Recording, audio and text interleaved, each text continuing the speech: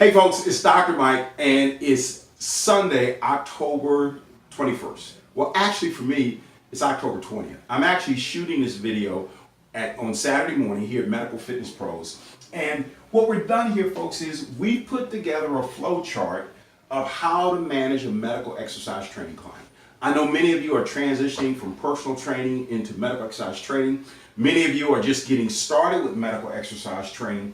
So this idea of all these things that need to be done from the standpoint of managing this medical exercise training client and communicating with the doctor, making sure you're looking at the right goals, which protocol, the anatomy, pathology, it's a lot of stuff. It's a lot of moving parts. It's a lot different than personal training. So if you don't mind, please forgive my chicken scratch. I know I have terrible handwriting. You probably can't read well. We will clean this up and give you a hard copy that you'll be able to download in the next few days. That'll make this a lot easier. But for right now, just please accept the spirit of how it's done, just to say, hey, this is something that can work with regard to how we all should have a general flow of managing our clients. Now, I'm here at Medical Fitness Pros. We've got our POST program going on, and POST is our program that's designed for post-stroke clients after they finish with physical therapy, chiropractic, and medical care.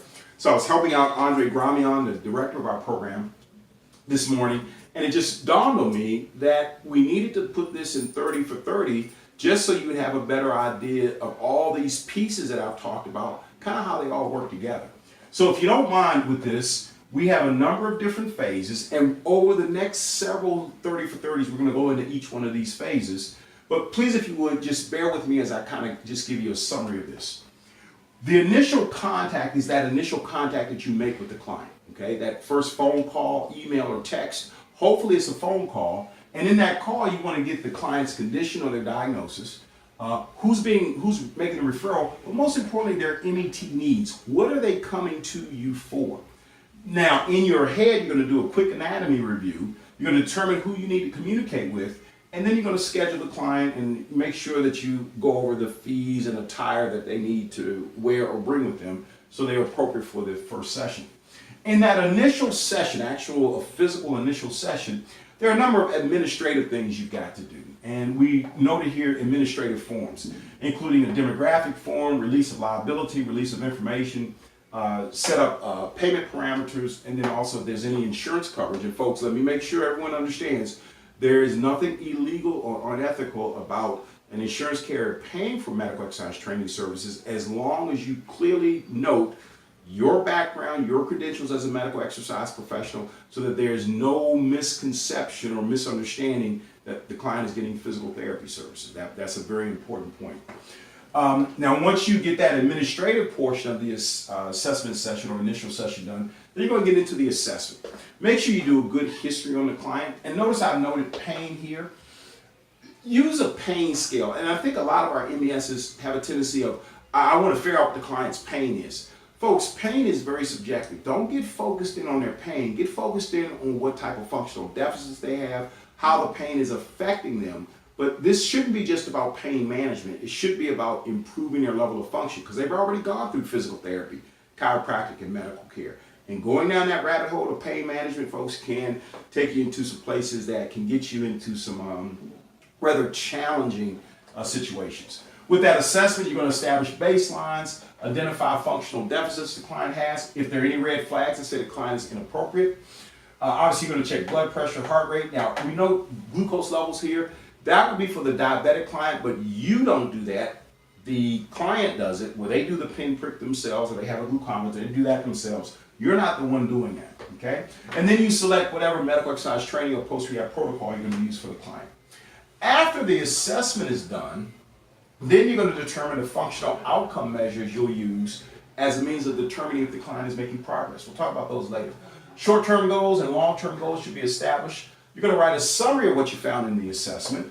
You're going to develop your program, you're going to get a medical clearance, and then you're going to forward that report over to the doctor, therapist, or chiropractor that referred the client, or the medical professional that's the professional of record in managing that client. After you've done all that, you'll schedule your sessions once a week, twice a week, 3 times a week, once a month, whatever the case is, that's appropriate for the client based on what the two of you mutually agree upon. And then you're going to start your training sessions. And forgive me, we got a little bit of a, when we were putting this back up on the board, it got a little bit scratched there. With every training session, you're going to start out by checking blood pressure and heart rate. Even for your apparently healthy clients, check blood pressure, heart rate. There are plenty of monitors around that can do it electronically for you. And if they're diabetic, make sure you do have them do that blood glucose check, because we want to make sure that we don't put clients in any type of jeopardy with the exercise program. Obviously, you're going to do your warm-up. You need to think about the goals you have for that session, and then you're going to train the client. And train the client with whatever means you feel is effective that will help the client reaching their goals. And of course, you're going to document what you're doing with that client. This becomes important, to document what you're doing with the medical exercise training client. Now, that's what you're going to do during those training sessions, but periodically you're going to need to produce a progress report.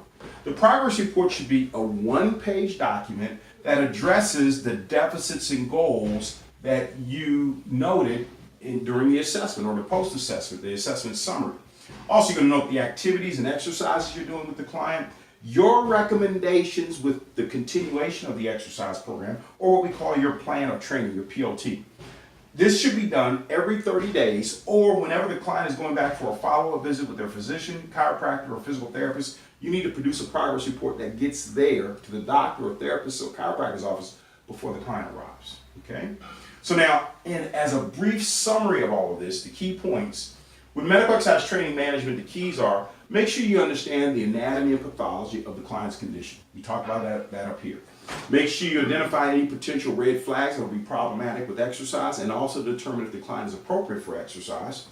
Identify functional deficits, and then the functional outcome measures that you'll use to determine if the program is effective. Develop the medical exercise training program, and obviously the training program will change and morph as you work with the client. Remember to establish short-term and long-term goals. Your exercise programming should take the client to those short-term and long-term goals. And please, folks, document and report what you're doing.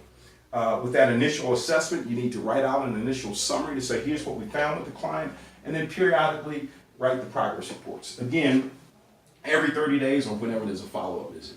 Now, that's a lot of stuff. Oh yeah, this is a lot of stuff that you now have to be careful about, that you have to think about. It is.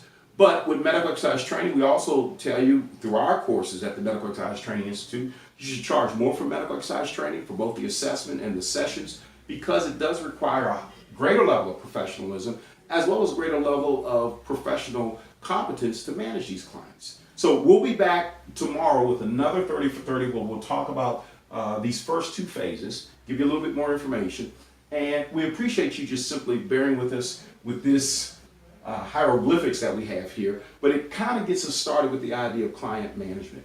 This is a system we go into in great detail in our MedX Pro 360 program, as well as we go into much greater depth with the program that's starting in November, our Medical Exercise Program Director Mastermind and Residency Program. So thanks again. We'll see you tomorrow for our next 30 for 30, and please visit us over at medxpro360.com to get more information on our programs. Thanks a lot, folks. We'll see you tomorrow.